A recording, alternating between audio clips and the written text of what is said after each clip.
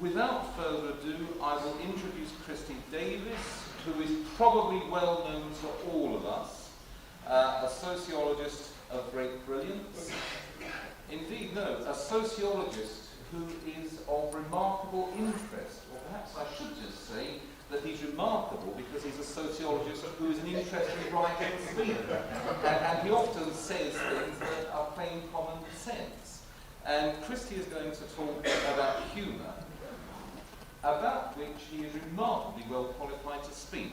And so, ladies and gentlemen, I give you Professor Christie Davies.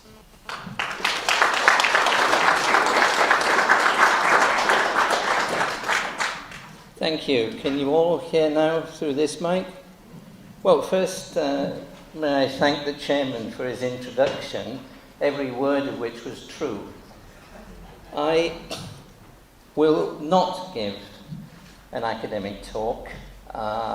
If you want the academic basis of what I'm going to say, if you go to Amazon, you can find all my books. If you haven't got any money, you can find my pamphlet, The Right to Joke, on the internet. And you can also find, as a video, the speech I gave to the Oxford Libertarians. So if you've got a computer, you can get me for free, but quite frankly, I'd sooner have the royalties. And what I'm going to do is I'm going to take a series of cases where an individual has been done over by the politically correct brigade for something utterly trivial. They've had the police in, and sometimes they've run somebody through the courts. Now, they often say to you, oh, but that's unfair. You're picking the trivial fringe cases. On the contrary, it's entirely fair because it shows exactly what they're like, and it shows how they have deceived us. That what they do is to play this trick. They say, we want to stop hate speech. And you think, gosh, shock horror. We don't want the kind of situation they've got in Yugoslavia. And then you find that hate is gradually redefined and redefined, and till it means anything that is trivially offensive. And what you find with the politically correct is a curious kind of dialectic where today's moderates become tomorrow's nutters and today's nutters become tomorrow's moderates. In other words, it's a total deception. So when I pick relatively trivial events, that is what we are faced with. The first one that I want to quote is a case of an English lorry driver living in the Ronda who called the police in because his mobile had been stolen. There was then an altercation, and he said to them, and I suppose he was trying to be humorous, I don't like you because you're Welsh, you're breathing, and you're here. He was convicted and fined for, quote, using racially aggravated, threatening words. And you think to yourself, why did they prosecute for such a trivial matter? How much did that cost a country this desperately short of money? How much police time did it take up at a time when the police say they're unable to investigate serious crimes? Now, what I would say about this particular case is it gets worse. They called him into court, and the man lived in Aberllechai Road, and they asked him what his address was. Now, that's seriously cruel behaviour to ask an Englishman to say Aberllechai, or come to that Waenarloedd, or Llanillid Fawr. I mean, that's torture. So you can see what the politically correct people are up to. When he couldn't say it, they asked him to spell it.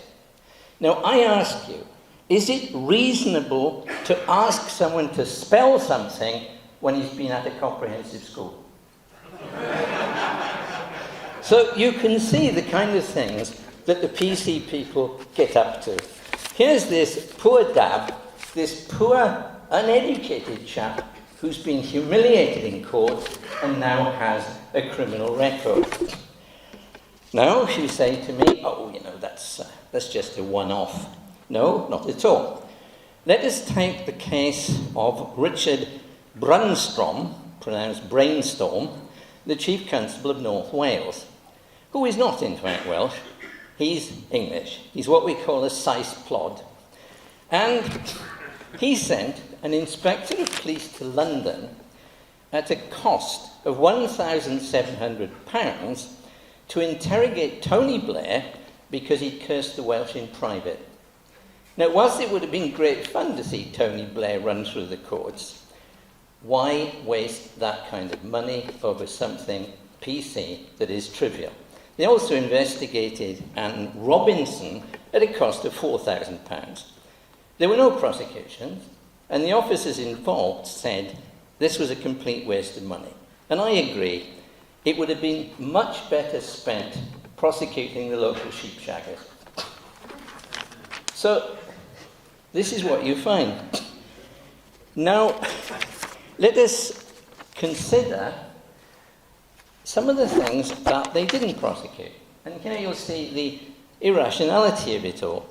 Here is the chairman of Gwynedd County Council's Housing Committee, Simon Glynn, who said, "We are faced with a situation now where we are getting tidal waves of migration, inward migration from England, and these people are coming here to establish themselves and influence our communities and our culture with their own." Now, can you imagine an English person saying that about immigrants? Did Simon Glynn get prosecuted? Not at all. Or another one who said, Gwilym ab Ioan, that Wales was becoming a dumping ground for English oddballs and misfits. And John Elvid Jones said that English immigrants were a human foot and mouth disease. But nobody took any notice. And here you can see the other problem with PC. It's inconsistent, it's unfair, and it's unjust. How come that the lorry driver got dragged through the courts and these people didn't? If you were to say to me what gets close to racial hatred, it's these councillors, not the lorry driver.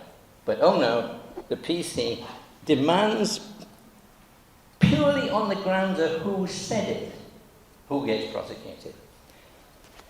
And to me, being Welsh, I find the whole thing offensive. It's offensive because it makes us look as if we were petty-minded fascists, and we're not. We leave that to the Scots.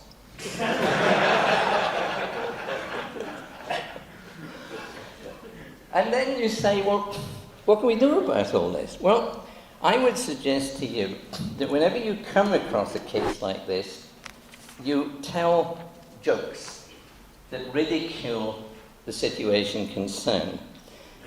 And, as I said before, they would have been better off pursuing people who've had carnal knowledge of sheep.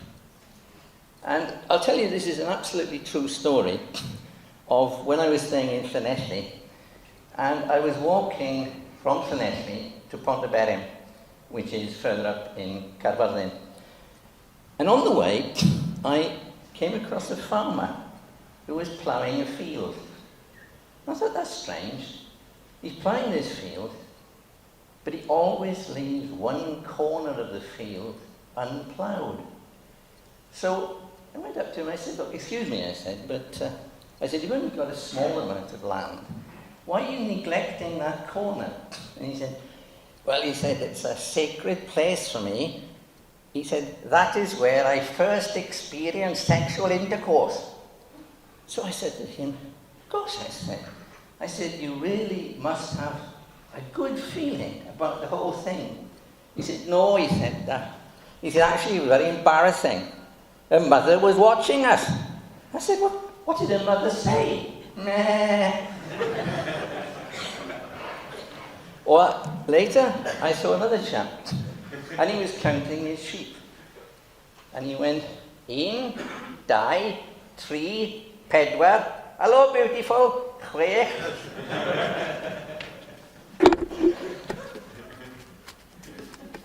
Anyway, that's one example. And why do we respond in that way? Because we are defying PC hegemony. Because we are creating an area of our own that belongs to us where we do what we like. It won't change them, but it will make them uneasy because they will know there's somewhere they can't control. The second one is really about social change. And this has to do with what people say about what is laughably called the gay community, or as they call them in America, the fagulous. And yeah, I've always been on these people's side. When Mary Whitehouse brought a private prosecution for blasphemy against Dennis Moon for the publication of Kirkup's poem, The Love That Dares to Speak Its Name, and she got the prosecution through in 1976, he was found guilty and got a suspended 18-month prison sentence. Now, here was a clear case of gay people being prosecuted unjustly over one of their publications. So I immediately subscribed to the defense fund, and he didn't get off, but at least the prison sentence was quashed. Again, when there was a fuss about the Mapplethorpe exhibition, I don't know if you remember this, it happened in the West Midlands. Some Mapplethorpe pictures. This is a gay artist who does fairly explicit things in his art. The West Midlands Constabulary raided the library of the University of the Central England and confiscated all Mapplethorpe's photographs. They told the Vice-Chancellor that unless 2 of the photographs in the book were snipped out and destroyed, he would be sent to prison. And I thought this was absolutely outrageous. I thought that the art and the writings of gay people ought to be protected. Why? Partly on libertarian grounds and partly on utilitarian grounds. That it was using inordinately repressive means over a trivial matter. Now I find myself in the odd position of having to defend the Bishop of Chester. The Bishop of Chester, hold on, get a mic short. The Bishop of Chester said that he thought that homosexuals ought to receive psychiatric treatment to turn them into heterosexuals. The next thing he found was that the police had come round to question him about it. Now, you now can say that the oppression has shifted. The oppression, the police coming round, it used to fall on the gay people, now it's falling on the people who used to persecute them. And I find that I alone am consistent as a libertarian in condemning both forms of interference by the state. Anyway, the good bishop did not get prosecuted, and Chief Constable Fahy said about the whole thing, I'm sure his comments are based on very strong personal religious conviction. But I do think we need to remind ourselves how this translates. Now there's a PC word for you. What a piece of dreadful jargon. How this translates. And he added, I think in a civilized society that is totally unacceptable. Now what he's effectively saying here is that all the countries in the Islamic world are uncivilized because they would permit a statement of that kind. That is what Councillor Fahy is saying. And I hope the Muslim Council of Great Britain gets on to Councillor Fahy and protests about it. Now you may say, how does this fit in with questions about jokes? Well, here I have found a case in British Columbia. Comic faces human rights hearing in British Columbia after lesbian jokes. Right? Here is a comedian who told a set of jokes that someone in the audience objected to, and she's actually having him investigated because she found the jokes offensive. Now, free speech is about being offensive. There is no point in being able to say things that are inoffensive, because no one's going to oppose it anyway. It's the right to be offensive, and that cannot be stated too strongly. You cannot have a right not to be offended, because that involves bringing the power of the state to persecute someone. That is what a right not to be offended means. It's a fascist right, and we don't want to know anything about it. You can imagine Mussolini saying, I don't want to be offended, take this person away. And that happened in Canada, where there isn't any real freedom of speech. I once went for the day to Toronto, but it was closed. And I went to visit a place called Hyde Park Corner in Toronto. And there was a notice there saying that this part of the city was dedicated to free speech, and there was a plaque saying so. Underneath, there were 4 other plaques of exceptions that you couldn't say. So much for the Canadian dedication to free speech. Now, I never thought that this kind of lunacy would ever impinge directly on my academic work, and then it did. I agreed to do an encyclopedia entry on the subject humour and the fear of death. And I sent it off, and it was approved. The editor said to me how good it was, and it went off to the publisher. And the publisher objected to part of it and insisted that it could not be published unless I took it out. Let me read to you what was going on. First, what I did, I talked about people making jokes on their deathbeds, of which there are many examples. I talked about people in wartime singing songs, making fun of the danger that they're facing. And finally, I said this: there is a nastier side to this, the mocking humour that has been employed by others of the visible fear exhibited by an individual facing death, particularly if that individual belonged to another race or religion. Right? That is what I wrote as a text. And I give 2 examples. The first example caused no problem.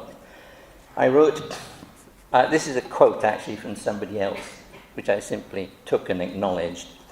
It says, weeks later, after the execution of Zinoviev, at a dinner to celebrate the founding of the Soviet secret police, Pauka, Stalin's comedian, acted the death and pleadings of Zinoviev. To raucous guffaws, Pauka was dragged back into the room by 2 friends, playing the role of secret policeman. There he performed Zinoviev's cries of, "For God's sake, call Stalin." He then went on by raising his hands to the heaven and weeping and saying, "Hear, O Israel, the Lord is our God, the Lord is one." Stalin laughed so much that Pauka repeated it. Stalin was almost sick with merriment. Now, I think you'll agree with me, that's a pretty disgusting use of humour. Okay, that was approved. That went through on the nod. And then I quoted from a man called Boyce Howes, who published a book of Texas jokes in 1944 called Tall Talk from Texas. And I quoted a joke. And the joke says, a Negro was about to be hanged in Texas. And they asked him if he would have some last words. And he said, "White folks, this sure is going to be a good lesson to me." I gave that as another example of nasty humour, comparable with what had happened with Stalin. But they insisted that I cut the joke out. They would not permit the joke to be published, despite the context. Despite the context. And what that shows is the PC people's attitude towards words. They're not interested in meanings. They're not interested in context. They believe that words are a fetish. They believe that words have a power of their own, regardless of meaning. In other words, they are primitive and irrational. That's the other aspect of the PC attitude towards humour. Now,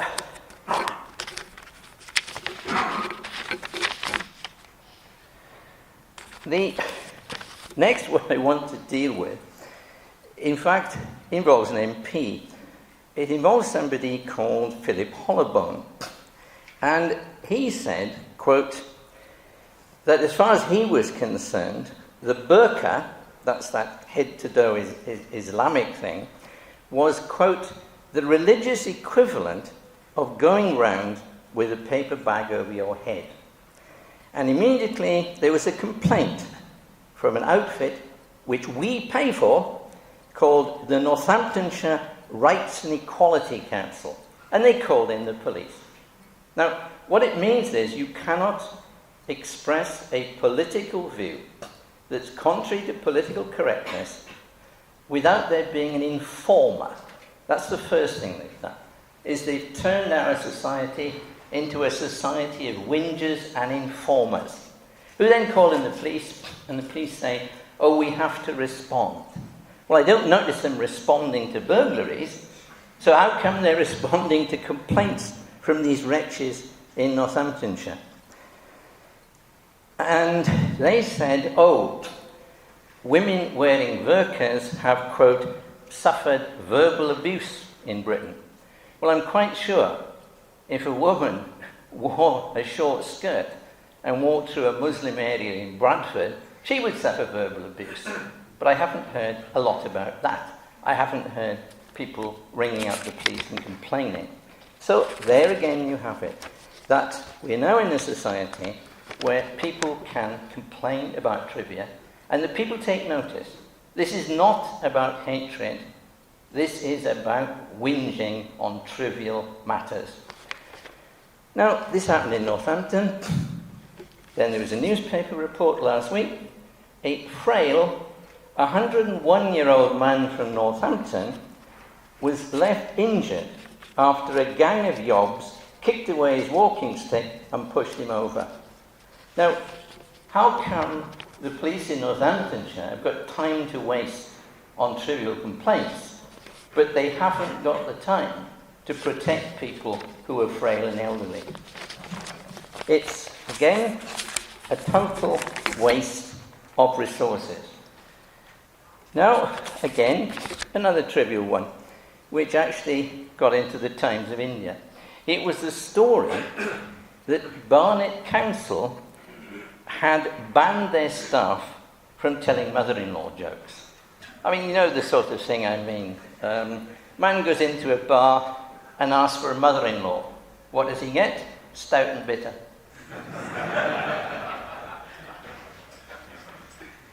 What's the penalty for bigamy? 2 mothers-in-law. Now, Barnet Council, this was splashed all over the world. People in Mumbai and Delhi and Chennai and Chandigarh, they are all laughing at Barnet. So Barnet came out and said, oh, we don't have such a policy. Well, they would, wouldn't they? But I then checked it out in the local newspaper, and the story's actually even worse. That, yes, it hadn't come out in a policy document. It had come out in a booklet from their, quote, Equality and Diversity Practice Workshop. And when I tell jokes about gays, people say to me, oh, you must be homophobic. No, not at all. I'm heterophobic. I'm against diversity. And worse still, this practice workshop, the document had been put together by an independent trainer who was paid £550 a day.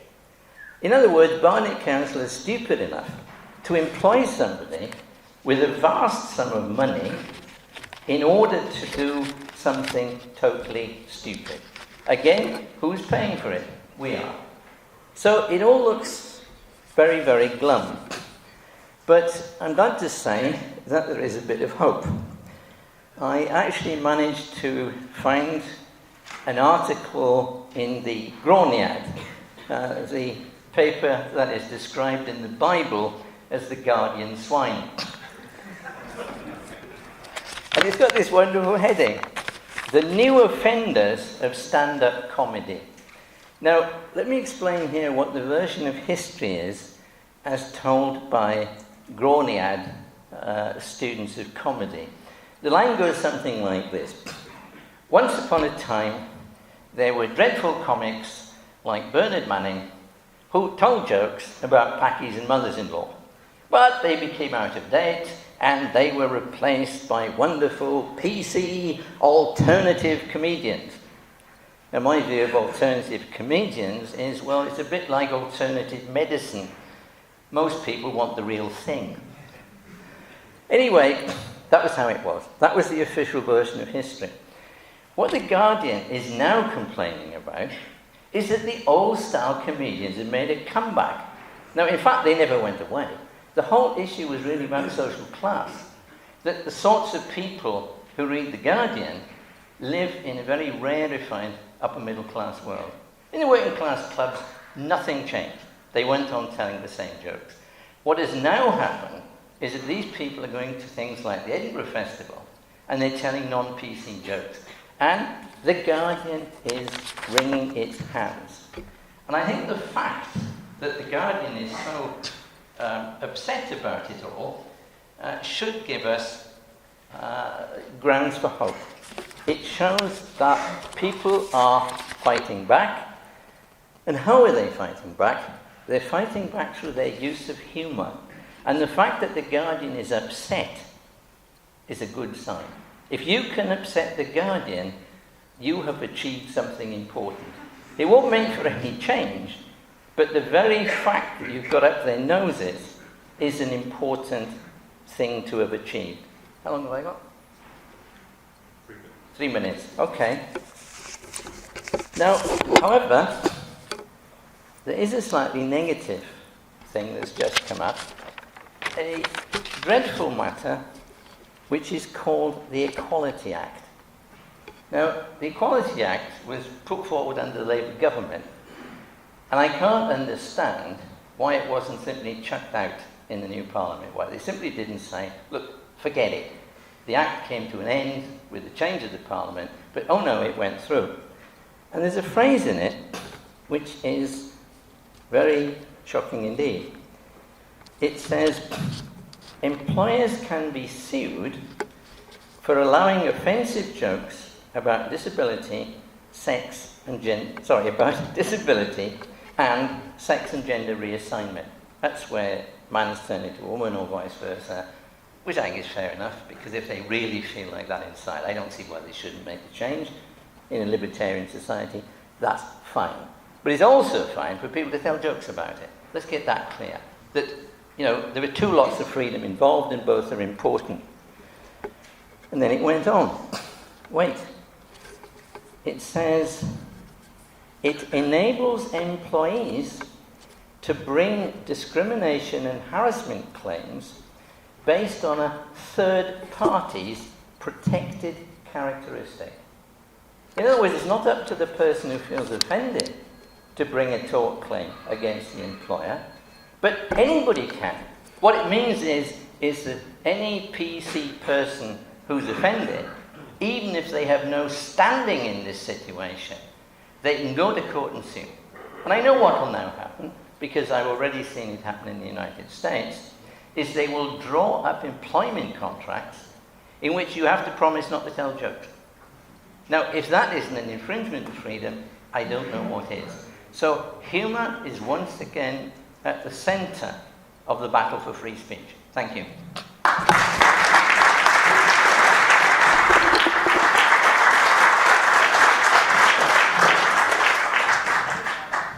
Christie, thank you for that. That was absolutely superb. Not surprising because you are always superb. You'll note on the programme